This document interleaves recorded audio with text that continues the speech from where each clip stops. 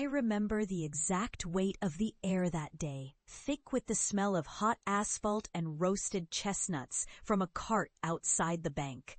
The sun glinting off the revolving doors like they were opening into another life I could not yet touch. I was 21, a teller behind bulletproof glass, counting other people's money while my own dreams sat in the back of my mind like unpaid bills. They said it to my face sometimes, and worse behind my back, just a teller. As if that were my birthright, as if ambition was something illegal for a girl from a drafty apartment 2 subway stops past the end of the line. But even then, my eyes were on the marble corridors beyond the cash window, on the hush of strategy meetings I was not invited to, on the leather portfolios clutched by people who thought I was invisible. I smiled at their condescension because they had no idea I was already playing a longer game. I memorized account numbers, market whispers, who lunching with whom could shift millions in the air. I stayed late, not for overtime, but to study balance sheets others left half-folded on their desks. By the time they noticed that my accuracy was perfect, my networking was flawless, and my knowledge of the bank's anatomy put department heads to shame, it was too late to stop me.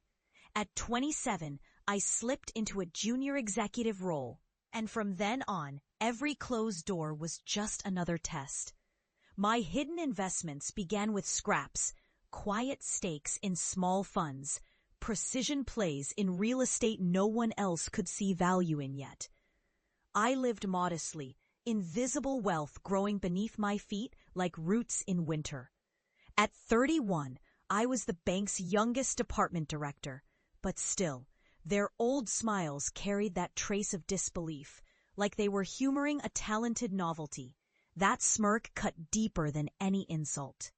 And it kept my fire hot. The opportunity came quietly, almost shyly. The branch I had started in, the one where they called me just a teller, was on the chopping block. After years of poor management, the marble floors were dull, the brass handles tarnished, and deposits had crawled to a whisper.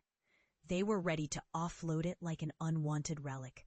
My heart raced as I signed the papers, not in the grand boardroom, but at a corner table in a dim cafe, steam from my coffee rising like a ghost between me and the broker. I used my own capital, hidden from every official eye, my name layered through holding companies, so quietly even the bank's gossip mill did not catch a breath of it. When the news broke, they thought it was an outside buyer, some faceless investor who had no history with those halls. 2 years passed. 2 years of reinventing that branch until it sang again, staff retrained, community events stirring life into the lobby, investment products breathing air into stale accounts. One rainy January morning, I walked back into that marble-floored lobby for an internal celebration, my heels echoing like a drumbeat of memory, and that was when the general manager, a man who once told me I had a good smile for greeting customers, but not much head for finance, realized the truth. The air went still. Even the ticking of the clock seemed to stop. You could see it in his tightened jaw, the way old pride curdled into humiliation. I let him stew in it for the tiniest beat longer before shaking his hand, stating gently for everyone to hear that I had bought this branch years ago, kept my name out of it until the time felt right, and now I was proud to welcome them into the future. His face went pale as paper, and perhaps that was my favorite shade of victory. Not loud, not cruel, but cold and precise. If you love Helena's journey, like and subscribe to join her next chapter. The thing about revenge, I've learned, is that it tastes best when it is laced with purpose. My goal was never simply to prove them wrong. It was to prove myself unshakably right.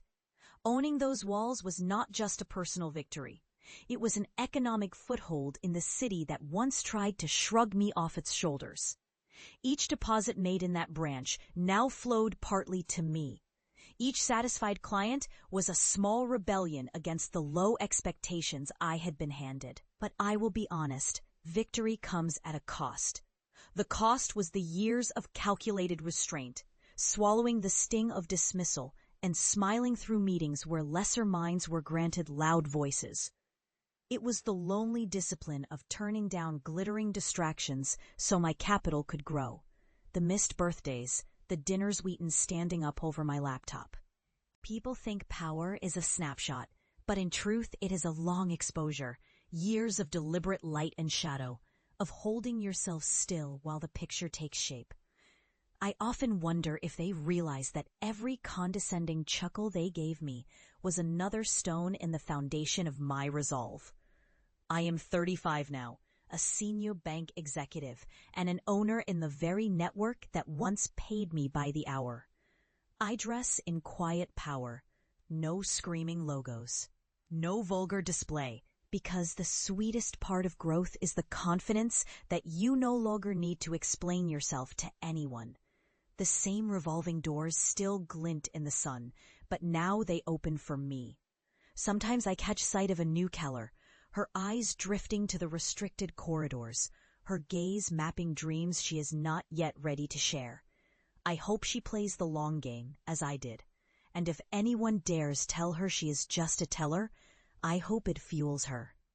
The way it fueled me into building something they never saw coming. Because the greatest victories are not the ones shouted from rooftops. They are the ones that stand solid and unshakable while the doubters choke on their surprise. This is not the end of my story. It is just one chapter in a book I am still writing with every calculated move I make. Subscribe now, because the next chapter is where I show you what comes after you own the game.